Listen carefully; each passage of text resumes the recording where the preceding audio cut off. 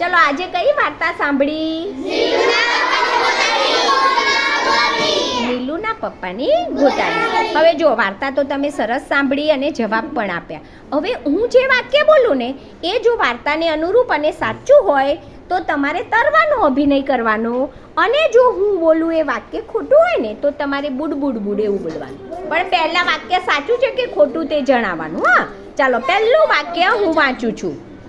નીલુ પપ્પાની બધી વાત માને છે.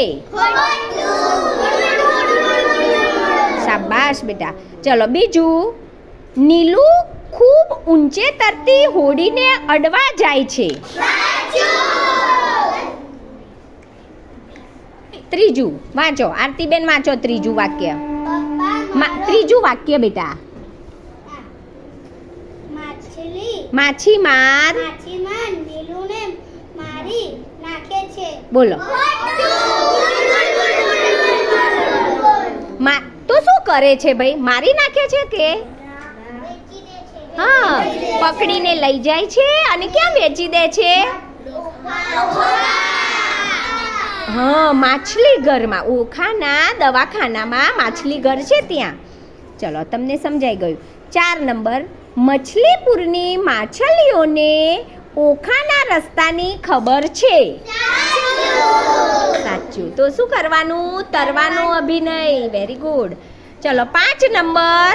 5 નંબર વાંચો. જોરથી વાંચો અવનીબેન. હર્ષા ખોટું. તો ક્યાં હર્ષા જેલીફિશમાં રહી જાય છે ભાઈ? તો શું કરે છે? હા, પપ્પા એને બચાવીને આગળ લઈ જાય છે. આગળ 6 નંબર. વહેલ પપ્પાને ઓખા પહોંચાડે છે. ખૂબ સરસ. 7 નંબર. જો વાંચવાનું છે કાર્તિક, બુક ખુલ્લી રાખો, સંપુટ ખુલ્લું રાખો એટલે વાંચવા થાય. 7 નંબર. ચલો વાંચો. 7 નંબર. ડોલ્ફિન ડોલ્ફિન પપ્પાને ઓળખી જાય. બુડ બુડ બુડ. સરસ. 8 નંબર. પેલિકન અને પપ્પા અને હર્ષાને નીલુ પાસે લઈ જાય છે. સાચી વાત. ખૂબ સરસ. હવે 9 નંબર. હા, ડોક્ટર નીલુને પાણી વગરની કોથળીમાં રાખે છે. તો કેવી કોથળી હતી ભાઈ અંદર? 10 નંબર. ડોક્ટર પપ્પાને નીલુ આપી દે છે. ચલો 11 નંબર વાંચો. કાર્તિક વાંચો 11 નંબરનું વાક્ય.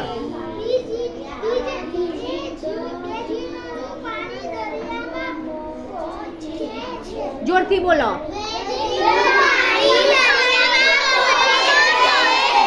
બેજીનનું પાણી દરિયામાં પહોંચે છે. સાચી વાત. વાહ ભાઈ વાહ. અને છેલ્લું. પેલિકને કોથળી ફાડી એટલે નીલુ દરિયામાં પહોંચ્યો.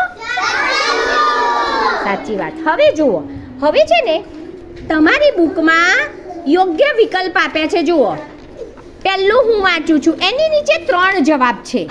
તો એ 3 જવાબમાંથી કયો સાચો જવાબ તે તમારે કહેવાનો છે મને. ચાલો ધ્યાન આપજો. પછીથી તમારે ખરાની નિશાની કરવાની. જો હું એક સમજાવી દઉં. જો 1 નંબર. માછલી ઘરના રહેવાસીઓએ તે ગંદુ કરવાનું નક્કી કર્યું. જુઓ કેમ ભાઈ ગંદુ કરવાનું નક્કી કર્યું? તો 3 જવાબ આપ્યા છે, એમાંથી એક જ સાચો હોય. જો પહેલો જવાબ એવો છે જેથી તેમાં રહેવાની મજા પડે. ગંદુ કરીએ તો મજા પડે? બીજું છે જેથી નીલુ સહિત બધા મછલી ઘરની બહાર જઈ શકે. અને ત્રીજું છે જેથી ડોક્ટર તેમને બીજે વેચી દે. તો કયો વિકલ્પ સાચો?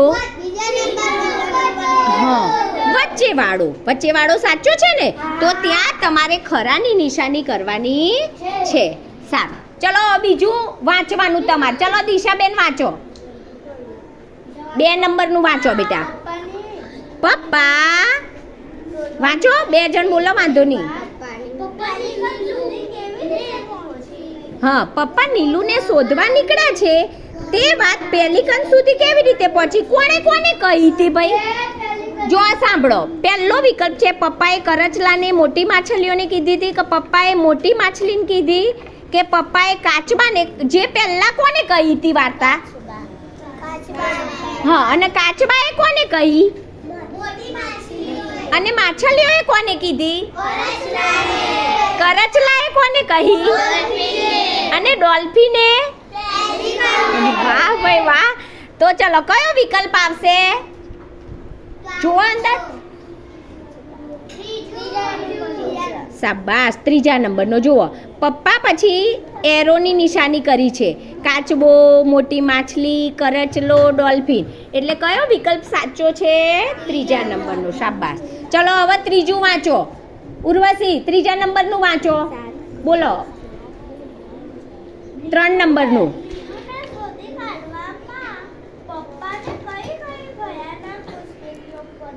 ચલો, નીલુને શોધવામાં ભાઈ કઈ મુશ્કેલીઓ પડી? 3 વાંચવાનું છે. જુઓ, શાર્ક, વ્હેલ, જેલીફિશ, વંટોળ, માછીમાર.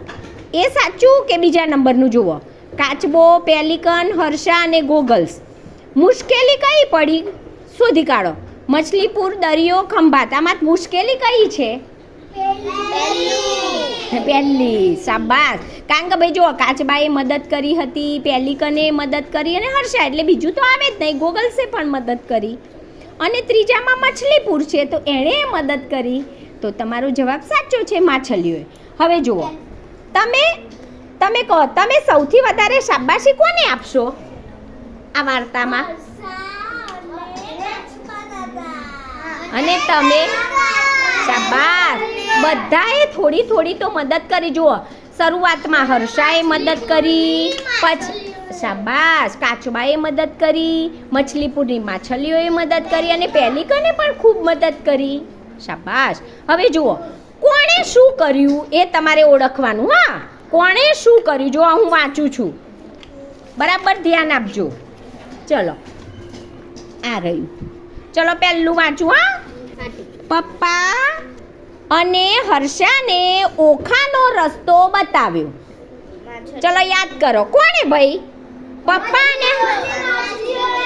શાબાશ. ચલો, તો પહેલા જવાબમાં તમારે લખવાનું રહેશે માછલીઓ. પછીથી લખજો વાંચીને. અત્યારે ખાલી આપણે ચર્ચા કરીએ છીએ. પણ જાતે વાંચવાનું અને જાતે જવાબ લખવાનું. બીજું, ચલો બીજું વારાફરતી વાંચો. બધાએ વાંચવાનું. ચલો વાંચો બેટા. લઈ ગયું. નીલુને પકડીને ઓખા લઈ ગયું. કોણ? આંગળી ઊંચી કરવાની. હો બેટા. હવે બધાએ ચલો બોલો જાહિર. માછીમાર. શાબાશ બેટા. ચલો ત્રીજું વાંચો આરતીબેન.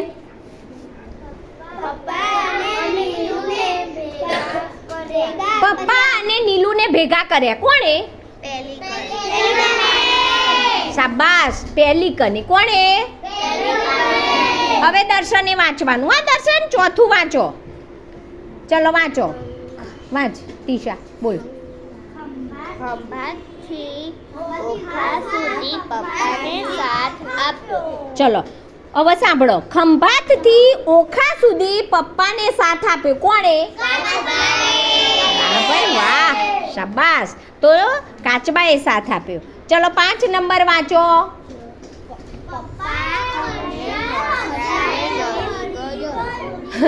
પપ્પા અને હર્ષાને ગળી ગયું. યાદ કરો, કોણ ગળી ગયું તું? આવી રીતે જવાબ અપાય બેટા. બોલો. કોણ ગળી ગયું હતું? વહેલ ગળી ગઈ હતી. તમને બધાને સરસ આવડી ગયું, પણ વારાફરતી જવાબ આપો. હા, ચલો 6 નંબર વાંચો. અવની વાંચ, જોરથી વાંચ.